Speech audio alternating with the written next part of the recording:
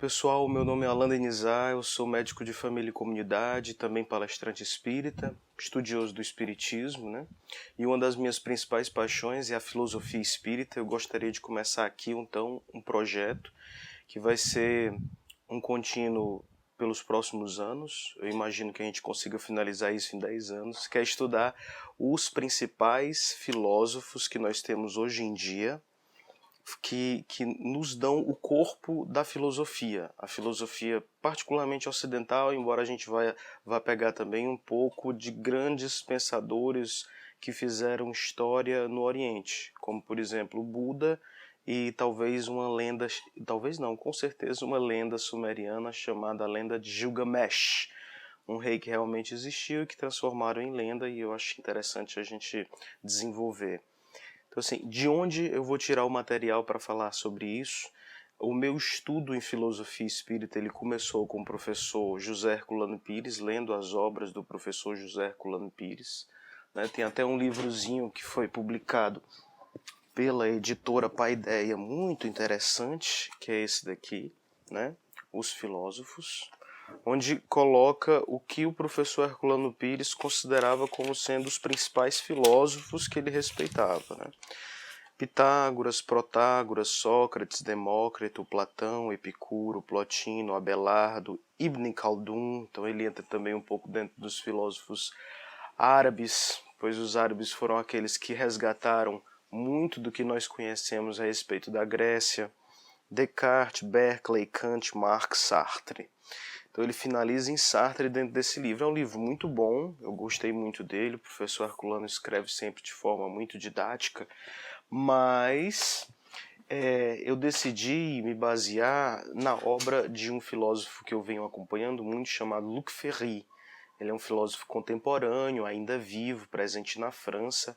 Na verdade, os holofotes franceses estão todos virados para ele, porque ele vem desenvolvendo um trabalho de divulgação da filosofia sem igual.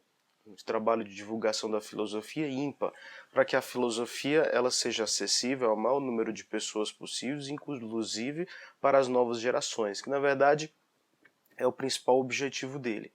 Então, desse filósofo, eu adquiri vários livros, eu venho acompanhando todo o percurso bibliográfico dele, mas particularmente uma coletânea que ele lançou me chamou muito a atenção, que é essa que eu vou mostrar para vocês. Nossa! Essa daqui, ó.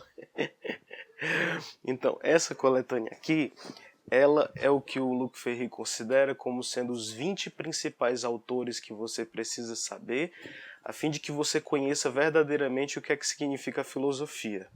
E ele expõe de uma forma muito didática. Por exemplo, ó, ele começa de Homero a Platão, então ele mostra como é que a lenda e as mitologias criadas por esse poeta Homero vão dar suporte e fundamento para Platão, e aí ele vai seguindo Aristóteles entra com os epicuros e os estoicos, né? Os epicuristas entra com Gilgamesh, Buda e a sabedoria do Oriente. Aí depois ele vai para Pic de la Mirandola, que ele é um rapaz que teve uma iniciativa muito ousada para a época dele, que foi de estudar tudo que ele poderia conhecer para ver se ele conseguia fazer um trabalho enciclopédico antes mesmo dos enciclopedistas, né? Descartes, né? A gente vai ver Descartes dentro desse estudo que eu vou fazer com vocês. Spinoza e Leibniz, que são discípulos dissidentes de Descartes, mas que são de certa forma discípulos. A filosofia anglo-saxã, que tem toda uma forma própria de enxergar a filosofia ética, vai ver o utilitarismo, né? A questão do capitalismo, da forma de produção, do liberalismo, enfim, ele vai dar uma dica de como é que você tem que enxergar a filosofia anglo-saxã. Rousseau e Tocqueville, falando sobre liberdade e sobre algumas concepções políticas do homem. Kant e os iluministas, mas principalmente Kant. Luc Ferry ele tem uma especial devoção por Kant. Quando ele tinha 12 anos de idade, ele começou a ler a Crítica da Razão Pura. E ele ficou lendo a Crítica da Razão Pura praticamente como se fosse a Bíblia dele, de tal forma que quando ele chegou dentro da escola de filosofia, ele sabia de todos os termos, de todos os pensamentos de Kant quase de cor, embora ele não ainda tivesse entendido a profundidade do que seria a Crítica da Razão Pura, o que é que ela estava vindo colocar, tirar da base, né? O antigo regime, a forma de pensar do antigo regime, e colocar no centro da reflexão um outro tipo de pensamento. Então, Luc Ferry é um grande estudioso de Kant, e aqui ele vai dar dicas de como a gente pode entrar dentro do universo desse grande pensador, que é extremamente difícil de decifrar, mas que o Ferry ele dá umas dicas. Hegel, que vai ser um discípulo, de certa forma, dissidente também de Kant. Schopenhauer, para aqueles que vão gostar de Nietzsche, esse Schopenhauer aqui, ele vai ser o mestre de Nietzsche, embora Nietzsche considere que vai ultrapassá-lo, e realmente logo depois de Schopenhauer a gente vai lidar com Nietzsche, que é o pensador fetiche desses nossos tempos modernos. Todo mundo que quer ir contra algum sistema de governo, que quer ser o desobediente, que quer ser o revolucionário, que não quer ser o reacionário, eles citam Nietzsche. Todos os artistas citam Nietzsche, porque esse daqui é considerado como sendo filósofo poeta. Uma civilização que se diz laica e que na maioria das vezes se quer ateia, principalmente na Europa. Aqui na América Latina a gente não aderiu tanto ao ateísmo, embora você veja muito na academia, mas citam Nietzsche, né? Então, vamos falar sobre ele, e Luc Ferry é um dos grandes estudiosos de Nietzsche. Ele vai dar conselhos fenomenais para entrarmos dentro do que ele chama do castelo magnífico de Nietzsche. Marx e a hipótese comunista. Depois eu vou explicar por que esse título aqui ele é tão interessante. Dentro do título, Luc Ferry já dá uma dica do que seria a abordagem a respeito de Marx. E Marx é um pensador que domina praticamente a grande parte dos nossos intelectuais dentro da academia, né? Marx é muito cativante por causa da comoção de lutas sociais, de busca pela desigualdade, a divisão do trabalho exploratória, né? Enfim, a gente vai conhecer um pouco sobre Marx. Obviamente, ele considera Freud como sendo um grande pensador. Talvez Freud não se considerasse um filósofo, se considerasse um cientista, mas dentro da categoria dos filósofos que Freud vai ter uma repercussão sem igual. E mesmo nós já ultrapassamos a grande trilogia daqueles chamados filósofos da dúvida, que é Marx, Freud e Nietzsche. Eles vão eles vão plantar dentro da filosofia uma dúvida a respeito do nosso grande castelo platônico, que foi construído desde o início, mas vou explicar isso direitinho para vocês, na medida que a gente for percorrendo. Esse daqui, que é um filósofo que a gente pode dizer contemporâneo, né, porque ele estava em pleno mundo entre guerras, que é Heidegger, um filósofo alemão que é muito venerado, muitas pessoas citam e desenvolvem o pensamento dele, sem mesmo imaginar que estão citando ou desenvolvendo o pensamento dele. Isso é interessante. A crítica contra o mundo atual, o mundo da técnica, o mundo que se fia sob objetivos que não têm um fim dentro da própria humanidade. A crítica a respeito do mundo moderno que não pode deixar de girar, da concorrência de uns comendo os outros todo o tempo, da inovação destruidora, tudo isso, todos esses pensamentos, Heidegger que fundamenta inigualavelmente. Também é uma das paixões de Luc Ferry, esse filósofo chamado Heidegger, Martin Heidegger. E outra coisa de Heidegger que também é muito citado e que a gente não sabe é a necessidade que nós temos de cuidar uns dos outros. A necessidade que nós temos de cuidar uns dos outros. Que nós somos muito mais seres de cuidado do que seres de cura. Seres de provocar milagres e salvação nas pessoas. Na verdade, nós somos seres que deveríamos estar cuidando mais uns dos outros. Tudo isso está baseado em filosofias heideggerianas. A grande polêmica que vai surgir sobre Heidegger é por que o indivíduo que fala a respeito de... que luta contra o mundo da técnica, que fala a respeito de cuidado, que fala a respeito do ser, né, o retorno para a gente realmente ter uma visão sã a respeito do que significa ser.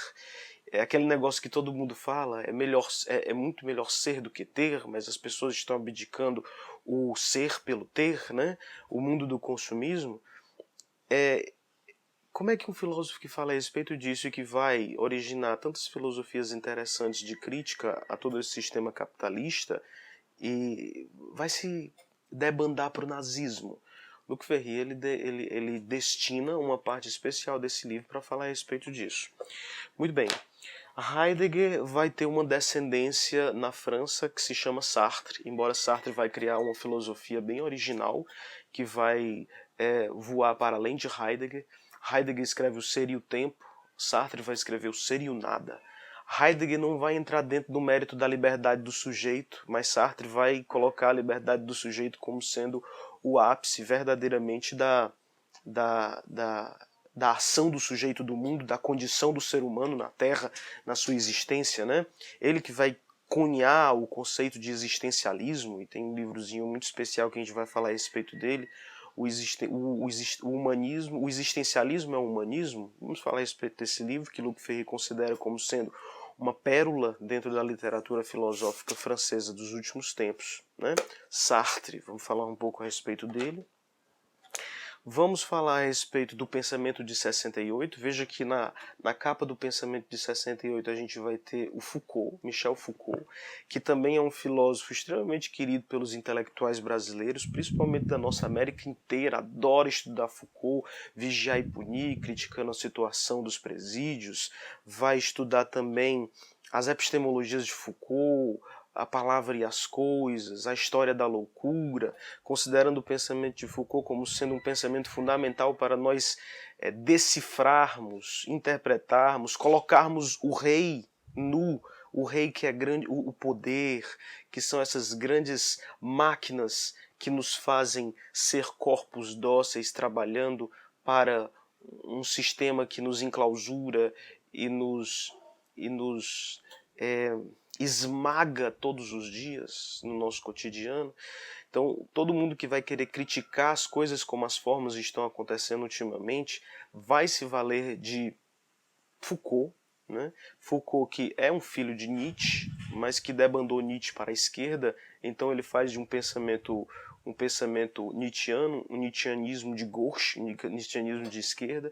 Só que o interessante é que Luc Ferry vai avaliar o pensamento de Foucault como sendo como sendo uma das escolas do grande pensamento dos movimentos de 68. Embora os movimentos de 68, que inclusive é uma expressão cunhada por ele, por um amigo dele, historiador, Alain Renaud, se eu não me engano, ele vai colocar Foucault como sendo um dos pensamentos que nasceu dentro desse pensamento de 68. Nasceu dentro do pensamento de 68 e que, por mais que os pensamentos de 68, encabeçados por Foucault, por Derrida, Deleuze, né, Lacan, por mais que esses pensamentos eles tivessem coisas completamente díspares e talvez até mesmo eles digladiassem uns contra os outros para poder ter o foco, a visão, a atenção das pessoas para si, e cada um protagonistamente, embora isso aconteça, eles vão ter pontos em comuns. E é por isso que ele não vai denominar esse livrozinho dessa coletânea como sendo o pensamento de Michel Foucault, mas vai denominar como sendo a Era da Dúvida, que é o pensamento de 68. Então todos os pensadores que eles vão nos dar suporte para duvidar do sistema, Marx, Freud, Nietzsche, Heidegger, né? Todos eles vão dar filhos na França, e esses filhos vão originar todo esse pensamento de 68. Claro, é uma forma de Luc Ferry pensar, mas é uma forma muito interessante de a gente discutir. Por fim, a gente vai chegar em a filosofia de hoje, né? Onde nós estamos na filosofia de hoje. depois de Luc Ferry ter passado por toda essa história da filosofia, percorrendo os grandes pensadores, né, que ele vai considerar os principais para a gente conseguir entender o que é a filosofia, ele finalmente vai nos permitir entrar no que poderia ser a filosofia atualmente. E é uma pergunta por demais interessante. Por quê? Porque nós vamos sair de um modelo filosófico que sempre vai buscar a verdade, uma verdade que nós entendemos existir, né? No cosmos, por exemplo, o cosmos, que é aquilo que me rodeia, é portador de uma verdade. Eu, como um ser racional, consigo interpretar o cosmos e penetrar nessa verdade, penetrar no mundo das verdades. E a filosofia de lá para cá, de Platão, de Sócrates até aqui, vai se deparar com um movimento de questionamento dessa verdade sem precedentes, que é o movimento de secularização, de laicização, mas principalmente de colocar em dúvida tudo aquilo que a gente imaginava existir. É o que vai acontecer de novo com a tríade da dúvida, Freud, Nietzsche e Marx, Nietzsche como sendo o mais radical de todos, né? Depois, quando você vai encontrar um Foucault, um Derrida da vida, às vezes eles só vão traduzir para uma linguagem mais acessível, então formar um público mais próprio para uma tradução da filosofia de Nietzsche, para uma tradução da filosofia de Heidegger. Ele vai questionar essa ideia de verdade no que a gente denomina de desconstrução. O que nós entendemos hoje como sendo uma era pós-moderna, a idade pós-moderna, aquela que vai depois do modernismo, de Descartes, de Kant, ele vai ser caracterizada principalmente por uma era de desconstrução. Até mesmo você vê isso, ou talvez o lugar onde você, o termômetro onde você melhor vê essa desconstrução é a arte. Quando você vai olhar para essas artes contemporâneas, você não vê mais aquela beleza defendida, por exemplo, no começo da Idade Moderna, onde o belo realmente era aquilo que nós conseguíamos entender como belo, de inteligível no sensível, a encarnação do inteligível belo, aquilo que eu considero como belo, com B maiúsculo, encarnado em insensível, em um sensível. Por exemplo, o artista vê Moisés, e aí ele faz com que Moisés se encarne numa pedra através da escultura, e nós olhamos para aquilo dali e achamos aquilo dali bonito. A estética contemporânea vai questionar todos esses valores. Todos esses valores. Às vezes o cara pega e coloca simplesmente uma privada em cima de uma geladeira. E é verdade. Não sei se é exatamente essa arte não, mas teve algo muito parecido.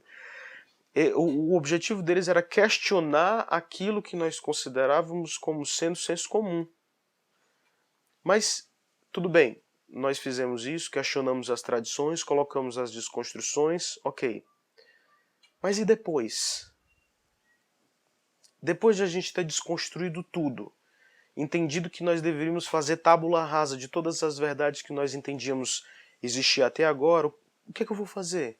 A gente vai ficar numa desconstrução perpétua e inclusive colocando a desconstrução como sendo a verdade de atualmente? Esse é o questionamento levantado por Luc Ferry dentro do último livro dessa coleção, né? A filosofia de hoje, onde nós estamos.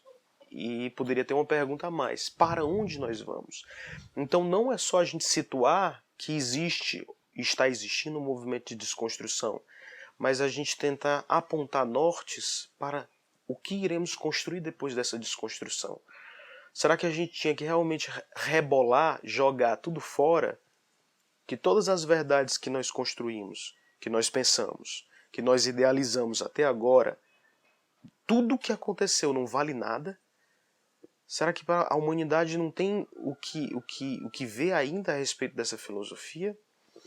Então esse é o estudo que eu proponho para todos aqueles que estiverem a fim de me acompanhar. Eu acho essa empreitada uma empreitada importante, porque eu vou deixar para um determinado público, amigos, correligionários, colegas, um material que eu estou estudando com afinco, com gosto e apaixonadamente. Vou objetivar com isso, através dos comentários, quem puder comentar, que a gente possa construir um pensamento junto, né? Questionar, debater, ver realmente o que é pertinente dentro de tudo isso que eu estou mostrando, né? E porque às vezes eu vou levar conhecimento espírita para muitas casas, mas eu vejo que nós somos carentes de um fundamento teórico que poderia nos permitir um aprofundamento maior das questões presentes e que foram trazidas pelo Espiritismo. Muitas vezes a gente divulga, por exemplo, a verdade espírita e a grandeza dos conhecimentos espíritas, sem se tocar que os grandes fundamentos do Espiritismo que surgiu ali um pouco depois de Descartes, na terra de Descartes, junto com Kardec, com racionalismo que talvez Descartes, Leibniz, Spinoza, Kant compartilhavam, mas que esses fundamentos foram questionados avassaladoramente por muitos outros pensadores. Então a gente chega num mundo que não é mais o mundo em que o Espiritismo foi fundado, e a gente fica debatendo conceitos como se a gente estivesse em 1857, 1862, né? Onde as obras básicas foram escritas. Quando as obras básicas foram escritas. Então, esse projeto é um projeto que vai durar muito. Eu não tenho pressa para acabar. Eu quero deixar a coisa didática, quero deixar a coisa democratizada, vulgarizada. Quero tentar fazer vídeos que sejam muito explicativos, mas também eu não quero perder a profundidade. O Luc Ferry, ao final de cada um desses livros, ele nos dá uma bibliografia que não é uma bibliografia maçante. Não é uma bibliografia daquelas que diz, aqui está todo o material que eu utilizei para escrever essa obra. Não é. Você vê que são 4, 5 livros que ele nos oferece e que simplesmente vão nos dar, que ele considera grandes referências para a compreensão do pensador que ele está colocando em pauta nesse livro, em cada livro que ele está abordando. Então, ao longo desses próximos anos, eu vou rechear esse canal com observações e explicações de cada um desses livros que ele também colocou na bibliografia, né? Uma coisa interessante que eu queria dizer para vocês, ou um ponto de explicação que eu queria mostrar para vocês, vocês devem ter percebido que esses livros não têm em português. Esses livros são todos em francês, né? Então, é uma coletânea extremamente didática que eu queria trazer para o Brasil dentro dessas minhas explicações. Acredito que ela de forma nenhuma será traduzida, porque eu acho que poucas pessoas são aqueles que comprariam, mas como eu tenho um interesse todo especial nesse assunto, eu comprei, trouxe para o Brasil, estou estudando e estou decidindo compartilhar com vocês, de tal forma que isso faz desses vídeos e dessas explicações que eu vou fazer algo original.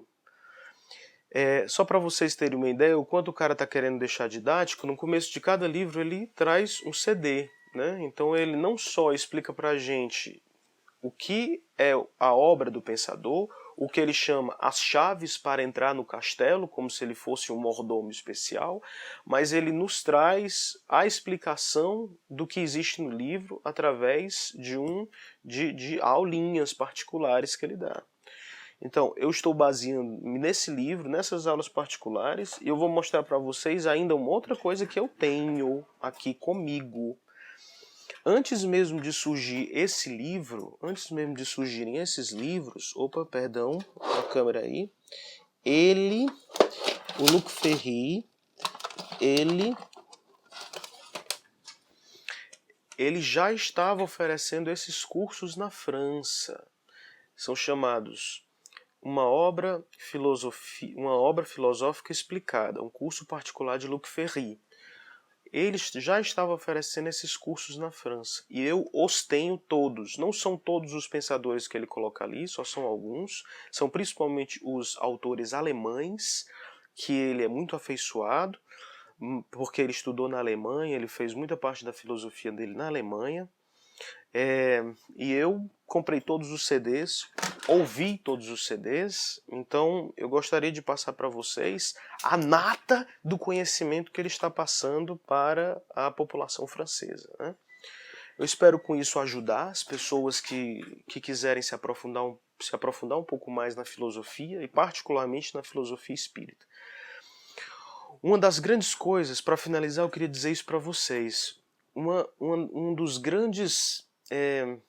grandes projetos que o professor Herculano Pires tinha era realmente de desenvolver um pensamento filosófico espírita com profundidade, com fundamentação, com rigor, e que realmente ele colocou para frente um projeto desse nível enquanto ele estava em vida. Só para você ter uma ideia, quando ele pegou um dicionário, se eu não me engano era um dicionário francês, importante, de grande divulgação, e que ele percebeu que no verbete espiritismo a pessoa colocava que o espiritismo era uma corrente filosófica, ele tinha dito que a população brasileira, que o povo espírita brasileiro não ia entender a profundidade que essa conquista tinha para a história do espiritismo, né?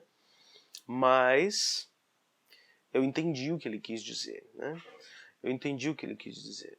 Só para você ter uma ideia, num dos grandes livros que o professor Herculano tem, que se chama O Espírito e o Tempo, fazendo uma alusão ou uma paródia ao principal livro de Heidegger, que é O Ser e o Tempo, tanto é que no começo do livro ele coloca um parágrafo lá do Ser e o Tempo como sendo uma epígrafe lá do Heidegger.